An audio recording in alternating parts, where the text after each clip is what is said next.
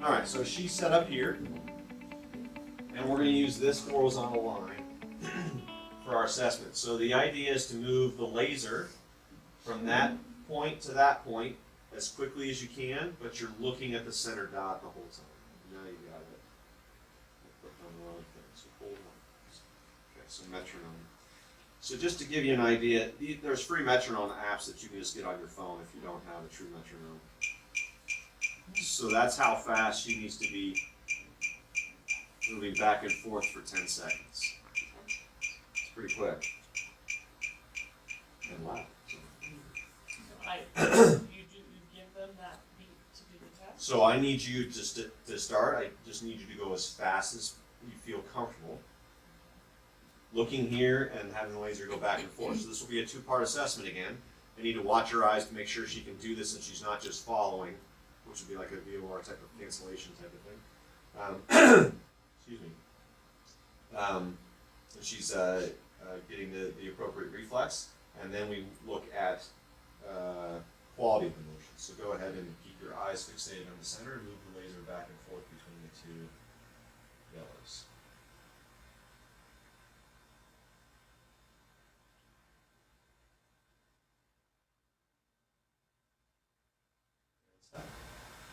Is any dizziness or headache? So she did that pretty well, no problem. So we'll give her this. Now she doesn't have to start as soon as I turn it on. It's you can go ahead and kind of build that internal clock and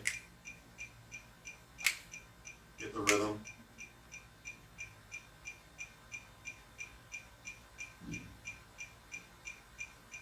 And stop. Perfect. Pass. And move on, right? And so that would be our standardized assessment for doing that. If we want to work on times two viewing, which is a little bit tougher, when the laser goes this way, the eyes go this way.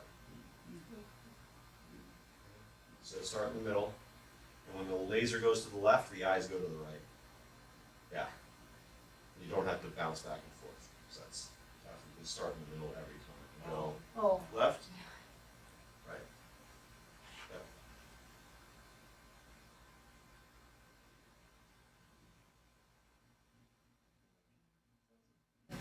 A little bit. Yeah. It's definitely a tougher thing that you should have, and so she actually has a. You want to come over and look at her eyes. She does this, so she can jump in there. Everybody can kind of see this. So try to go back and forth. And so she's got a tiny bit of jumping. This is a tough thing to be able to do. You can just do it with the motion guidance device in the same way you do with VFR. We don't do a lot of times two viewing assessment just because it's pretty difficult. There's some inhibition involved in this reflex too. When I look to the left, or when my head goes to the left, I want to look to the left, or I stay straight. To go to the opposite side is actually kind of challenging to do. And like if I don't look first, then if I start moving before I look, then I follow it. Interesting. So now for Saccade, so if we keep that in the middle, what we're looking for is you are going to go back and forth with both eyes looking at each yellow target, but not moving the laser. So I watch the eyes first, so just as comfortably as you can go, and as fast as you can go side to side.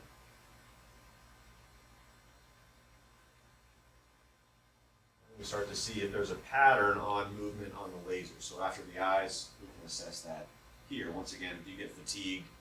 Do you get dizzy and you have to blink and shake it off? Does that create nausea? And what we would see abnormally, if we have a motor cheat, is every time she looked to the right, she would do that. Even if it's subtle. And that can definitely be tough. From a reflex for people who've had TBI or concussion. I think it would be interesting to see if somebody would rock that thing if you had different. All right. So on the other side of the flag, here we go. If we were over here, we could progress these types of things by saying, okay, I want you to keep the laser in the middle, and when I give you the stimulus, when I snap my fingers, or when I tell you when to go, you go as fast as you can to focus on the diagonal pattern or something higher. Once again, this shouldn't be moving, just moving your eyes. Correct. So I want you to go to one level, I want you to go to the second level, I want you to go to the third level. And how far up can we train that reflex and still keep you steady here? Or you go up and you come back down. Go further and come back down. What axis can they do it on? It give you a sense of integration as well, even strength of different quadrants. Alright. So let's set up a breakout session. Let's go over those